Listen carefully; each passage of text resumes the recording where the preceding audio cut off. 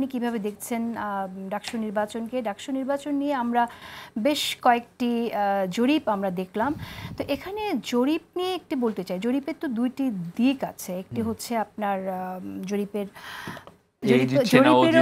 জরিপের হ্যাঁ কারা জিতছে, কারা কত পার্সেন্ট ভোট পাচ্ছে সেগুলো আছে, কিন্তু বিভিন্ন সময় আমরা দেখেছি জরিপও কিন্তু জরিপের একটা প্রভাব থাকে রাজনীতিতে। জরিপ যখন খুব পজিটিভ আকারে আনা হয় তখন যারা দ্বিধাগ্রস্ত ভোটার তারা প্রভাবিত হয়ে যায় যে বিজয়ী হতে যাচ্ছে যেহেতু তারাই তাদেরকে ভোট দেয়। আবার দেখা যায় যে জরিপের ফলাফল কেউ পছন্দ করছে না বলে যারা হেরে যাবে ভাবছে তাদের পক্ষে আরও বেশি মানুষ পাশে দাঁড়িয়ে যায়, এরকমও হয়। তো আপনার কি মনে হয় যে এবার আসলে এই জরিপ কি কোনো প্রভাব রাখবে কিনা? ডাকসু ইলেকশনটা আমার কাছে আনফরচুনেটলি আমি ডাকসু ইলেকশন পাইনি, হলে হয়তো আমি ডাকসুর কোনো নেতা হতাম। কিন্তু দুর্ভাগ্যজনক হলেও সত্য যে ডাকসুর মাধ্যমে যেটা হয়েছে যে বাংলাদেশের রাজনীতিতে, ডাকসু না হওয়ার কারণে বাংলাদেশের রাজনীতিতে রাজনৈতিক বিকলাঙ্গতা বৃদ্ধি পেয়েছে। হ্যাঁ, এটা খুব আনফরচুনেট একটা ইভেন্ট। ডাকসু নির্বাচন হওয়া খুব জরুরি এবং এখান থেকে ছেকে আমাদের নেতৃত্ব, ভবিষ্যৎ নেতৃত্ব যারা দেশ চালাবেন তারা বের হয়ে আসা উচিত। এখানে একটা বড় সংকট রয়েছে। বিএনপি একটু ভয় পাচ্ছে। বিএনপি ভয় পাচ্ছে যে তাদের ছেলেমেয়েরা তো কেউ থাকতেই পারেনি হলে, বের করে দিয়েছে, হাত ভেঙে দিয়েছে, বাইরে থেকে মেসে থেকে তারা রাজনীতি করেছে, কিছুটা পড়ালেখা করার সুযোগ পেয়েছে, তাদের হয়তো একটু খারাপ রেজাল্ট আসতে। তো আমার কাছে এটা দুই দিকে আমি দেখি।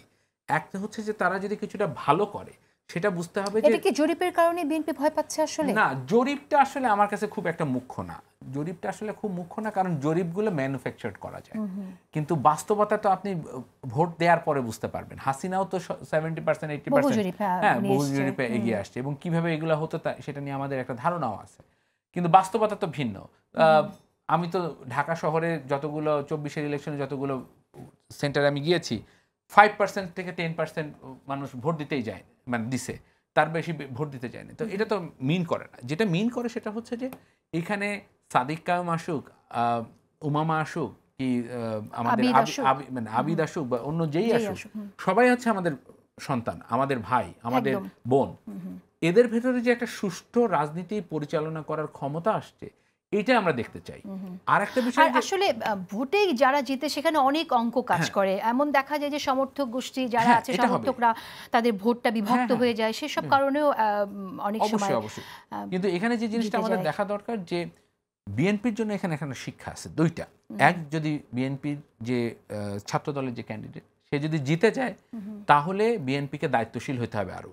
আর যদি হেরে যায়, আনফরচুনেটলি বলবো, তবে সেক্ষেত্রে বুঝতে হবে তাদের যে কমপ্লিসেন্সি চলে আসছে, তারা যে মনে করছে যে তারা নেক্সট গভর্নমেন্ট তারা ফর্ম করতে যাচ্ছে, এই ভুলটাও তাদের ভাঙবে।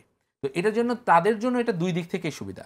আর সাদিক কায়ুম বলেন বা উমামা বলেন, এদের যে কন্ট্রিবিউশন গণতন্ত্র ফিরিয়ে আনার যে যুদ্ধ এখনো যেটা চলমান, সেখানে তাদের যে রোল রয়েছে, আমি প্রত্যেকটা ইয়েকে ইন্ডিভিজুয়ালি মনে করি তাদের রোল আছে। আমার মনে হয় আবিদের নামটাও আমরা নেই, কারণ আবিদেরও রোল আছে। আবিদের তো ভীষণ রোল আছে। আমি আবিদের যে কণ্ঠটা আমার এখনো কানে বাজে, যখন আমি ভিডিওটা দেখি যে কেউ কাউরে ছাইড়ে যায় না, প্লিজ,